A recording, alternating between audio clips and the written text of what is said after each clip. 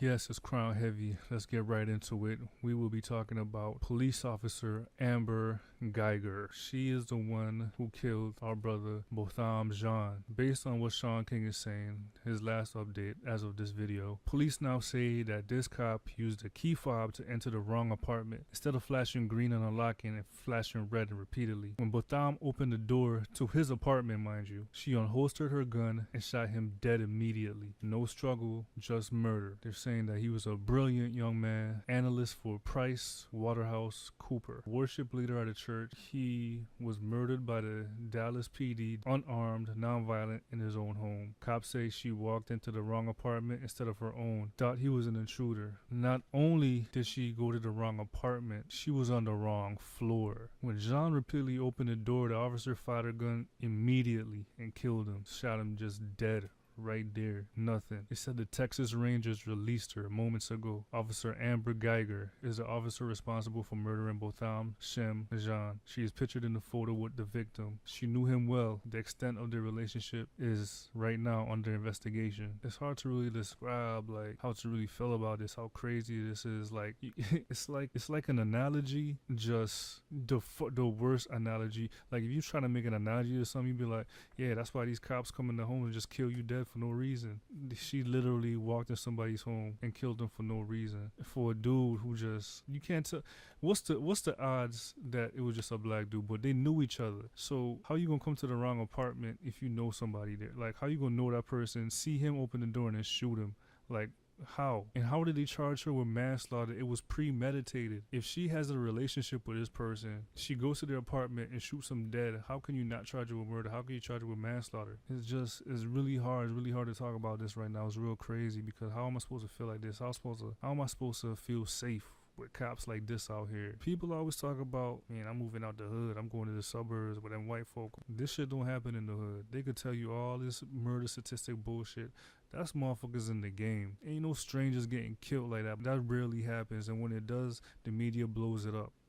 But this shit is happening more and more. And don't talk about black on black crime. Let me just dead that shit real quick. Don't talk about black on black crime because they're black criminals, there's white criminals, they're Mexican criminals, they're Asian criminals. The police should be held to a higher standard than that. Are you crazy? Are you telling me that you're gonna hold the police to the same standards as your average criminal walking the street? That don't make any sense. So you telling me that that's the people you pay your tax money to and you feel comfortable with that? Anything to the contrary is straight coonism or racism. Another thing too is these social media posts that is of alleged Amber Guyger. It is pretty damning to say the least. Here's one picture where she's with her, I would assume her midget mama, with the All Lives Matter t-shirt. That in itself is kind of a conflict. And here in the second picture you can see her with this white supremacist male throwing up some white supremacist gang signals with his hands, throwing up that one OK sign, and the other one I'm not sure what that is. At least that's what I'm hearing. I mean, what other sign would he be throwing up? And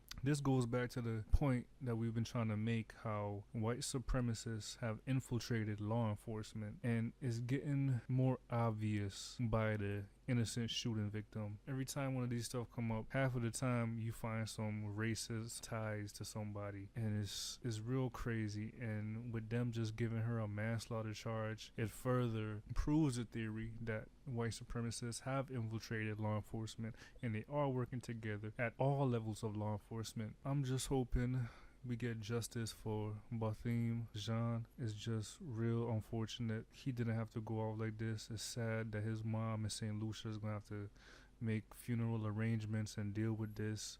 She's going to have to travel to America and deal with the bullshit up here, and she's going to probably get away from home, and they got to probably take the body back to St. Lucia and bury him. It's all the way fucked up. He did not deserve this.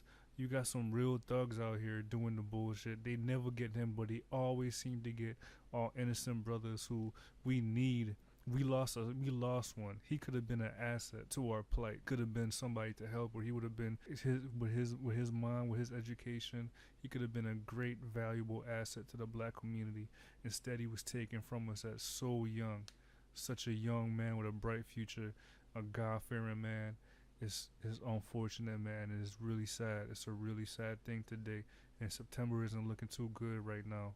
A lot of bullshit happening, and we just started this the first week of September. It doesn't look good. So my black folk, just keep your head up. Please stay strong. Please be safe out there and watch out for each other.